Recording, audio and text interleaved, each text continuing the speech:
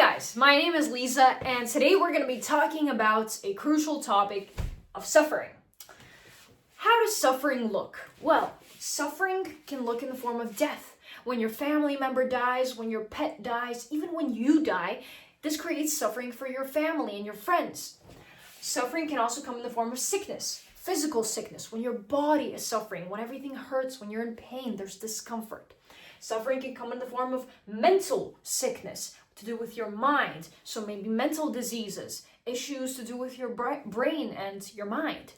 Okay, discomfort in that form. Suffering can also come in the form of negative emotions. Now, negative emotions are actually something that happens to us quite a lot. Negative emotions are there all the time. And things like anger, like sadness, like loneliness, jealousy, annoyance, all of these feelings, they don't make us smile. They don't make us happy. They make us feel bad. They make us feel negative. And we often think that these negative emotions, they're just there all the time. You can't do anything about it. They're just there. They're just a part of life. And we often fail to realize that negative emotions are actually, if you think about it, a form of mental sickness. Because let's answer these questions. Are negative emotions good? No. Do they feel good? No. Do we want them to go away? Yes. Are they going away? Not really. And that's the biggest misconception that is there, because we think that negative emotions are persistent. They are okay. They are normal for life. That's just the way we're built. But that's the main crucial point. Because we think that way, it actually is explained by the fact that our mind is broken. It is broken because this form of suffering, we think it's okay. We think that it's normal. We think all this suffering is good. It's fine. It's just a part of life. But it's not. Suffering is not okay, and we can change that. We can remove suffering from our lives. We'll get more into it in a moment. So, another thing that we need to understand with suffering is the idea of transience. Nothing lasts forever. Things end, good things, bad things, they just end. Okay, you biting into a yummy slice of pizza. So yummy on that first bite, but then you gulp it all in, and that's it. You're full, you're bloated, and you don't want any more pizza. That good feeling, it was just temporary. It was that first bite. Or the sunrise that goes up in the sky. You know, eventually the sunrise is just gonna turn into the sky. It's gonna end. Time with your family, time with your pets, time with your best friends, the huge laughters that you may experience in life, everything ends, okay? And it's fine. But you need to realize that it's fine, you know? We often suffer because things end, but that's just a part of life. So nothing lasts forever. And another aspect of suffering that we need to understand is expectation versus reality.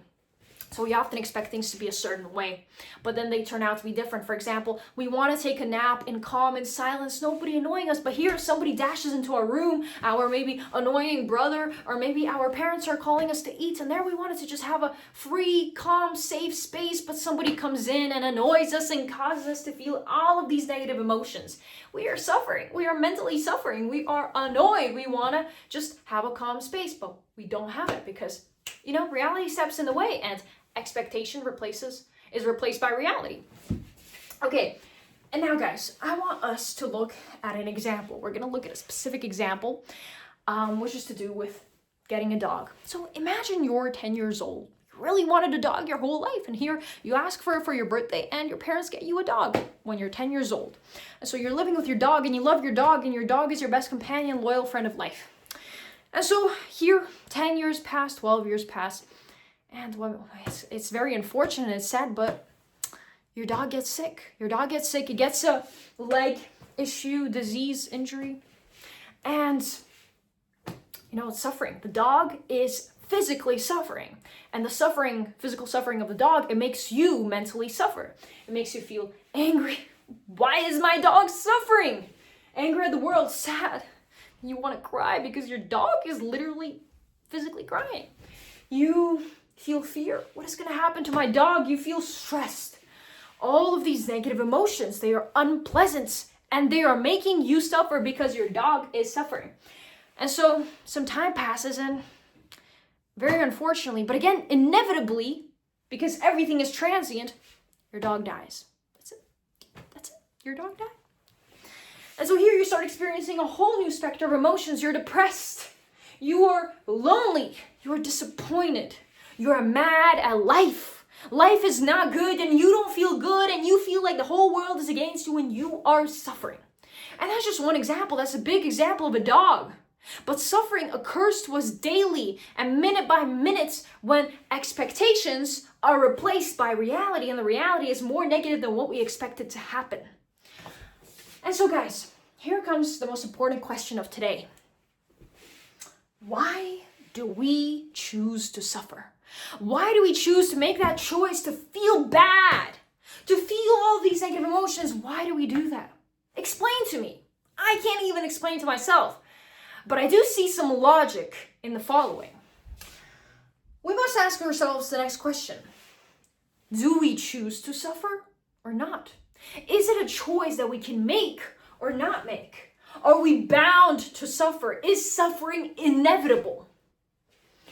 But we need to start thinking about something else. Every single moment of our life, like getting that dog, like going to eat, like sleeping, like getting a crush on somebody, like playing, like dancing, like thinking, every single word, action, and thought that we make happen to us is a choice that we make. I'm making a choice making this step forward. I'm making a choice speaking to you right now, and you are making a choice listening to me right now. Choices are made every single moment. Our neurons are working consciously or subconsciously, but choices are being made all the time. So just like we can make all of these choices, isn't suffering just another choice that you can make or that you cannot make? It's all up to you. You can decide for yourself. It's just a decision that you're making mentally. Do I want to suffer at this moment or do I not want to suffer? Like anything else, you make a choice. It all starts from your here, from your mind, from your thoughts. And so guys, to sum this up, we've got this idea that tiny little things that are unsatisfying to us, that make us feel annoyed and bad and awful, anything that we do not like, that happens to us because expectation is encountered by reality that is negative. Every single moment like that causes suffering in all of these different forms and all of these negative emotions.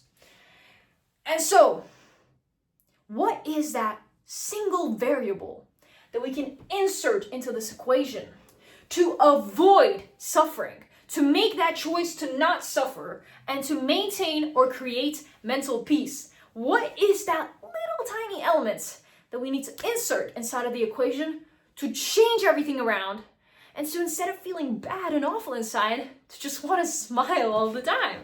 How do we do that? So stay tuned for the next video and you'll learn just how to do that. Thanks guys.